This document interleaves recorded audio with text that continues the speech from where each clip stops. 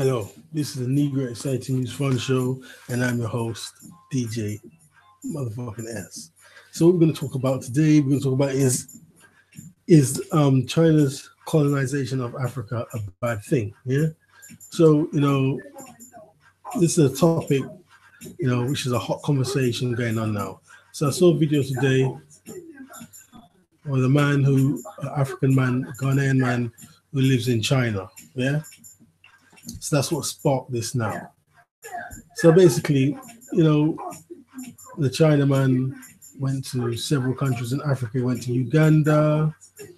What else? He went to Zambia. He went to Namibia. He went to South Africa. That's Zambia, Uganda. Oh, and Malawi. Yeah, he went to these countries and he spoke about what he saw. And the Chinaman talking seemed to be a good dude. You know what I mean?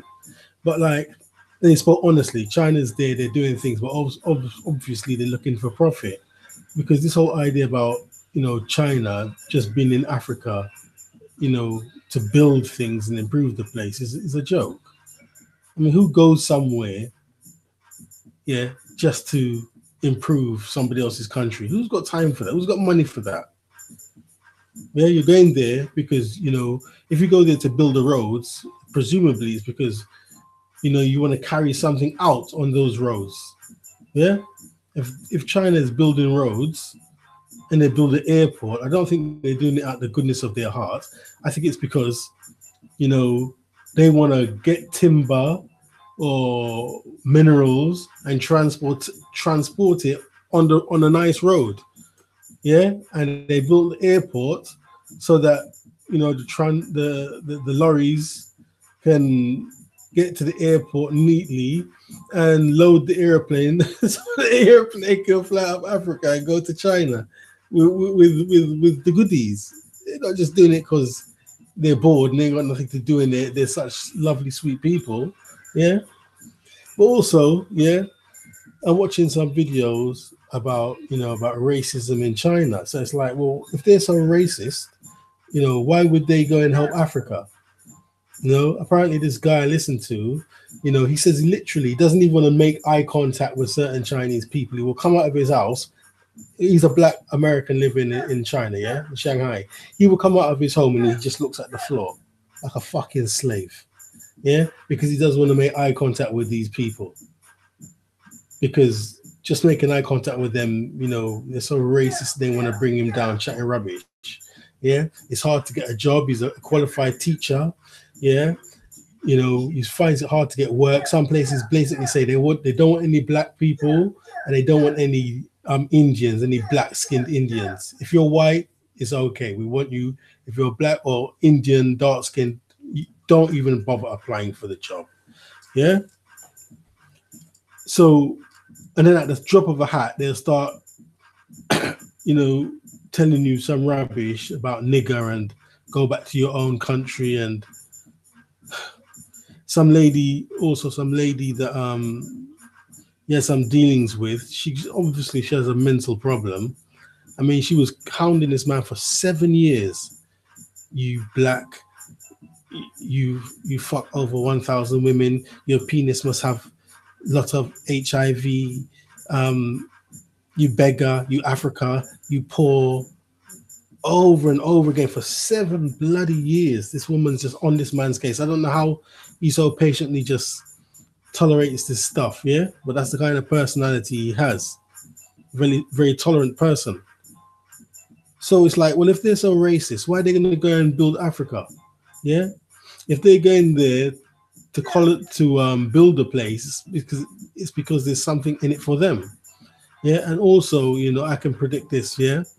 The future leaders of certain African countries will be like mixed race. They'll be half Chinese or half Japanese, because Japanese are in Africa too.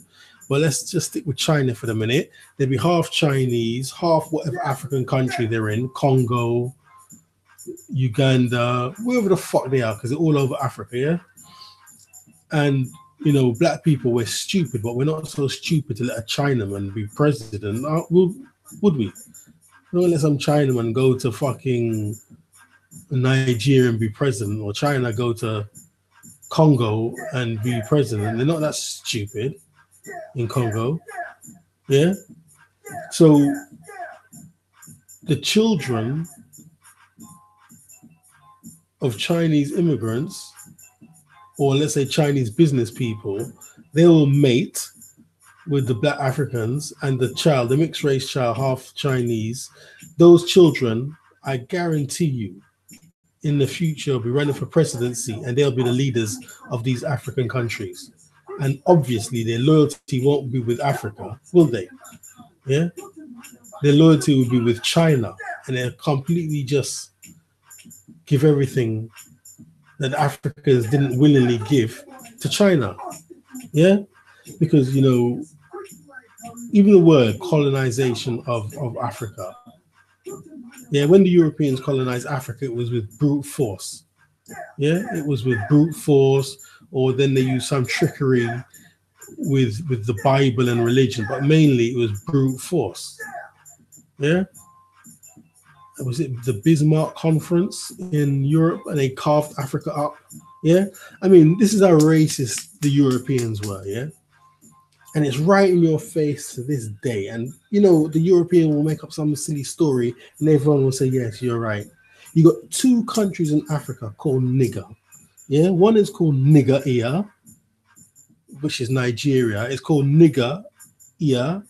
Yeah, and one is just called nigger, but they pronounce it Niger. It's just right there. Niger, nigger, and nigger ear, Nigeria. Right to your face, they're calling your country nigger. Yeah, that's how racist these people are or were. Yeah, but if you got into some debate with them, they'll weigh you down with the pronunciation and say, no, it's not nigger, it's Niger. Yeah. So right, so China are there now. Yeah, and you know they want minerals for themselves. Yeah, they're not there just doing it out of the goodness of their hearts. But like I was saying, you know,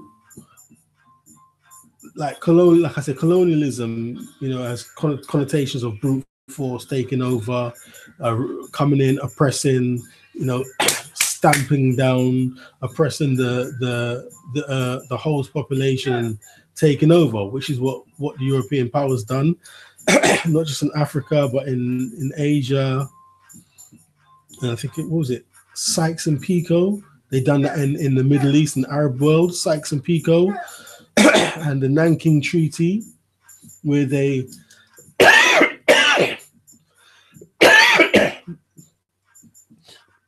they occupied Hong Kong for 100 years, gave it back in 1997.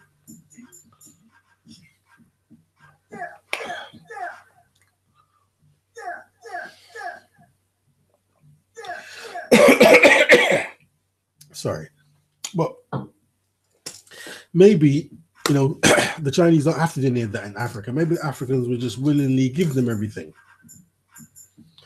Yeah, because maybe, you know, African people see more, not just African people, black people in general, seem more happy just competing with the next black person than worrying about some other race of person. But like in Africa, I presume, from what I know, you know, they will just give everything away, set everything up, just so that they have it over their next door neighbor. So they will, you know, the Chinese will come, so they'll all assume China are coming into Africa.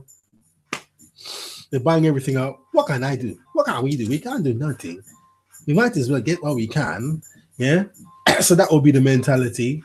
And they'll hinder their neighbor, hinder their friend, trip everybody up just to get the money while it's going. Yeah. Because I used to see this here. Anyway, I may get to the point because I'm gonna.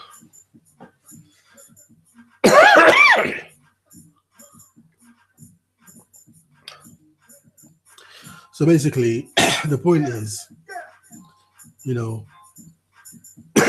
how much colonizing will China have to do? You know, when the African people themselves will just give everything away for nothing, just so that they'll be richer than their neighbor or the opposing tribe. Yeah. So I don't really think China has as much colonizing to do. Just go there, some money, and they give everything up. Yeah. What can we do? There's nothing we can do. They're going to take over anyway. We might as well get what we can. Yeah. So, no. I feel I'm gonna have to continue this. Yeah. I've got a very sensitive throat now. So I'll continue this with part 2. Yeah. DJS and I'm out.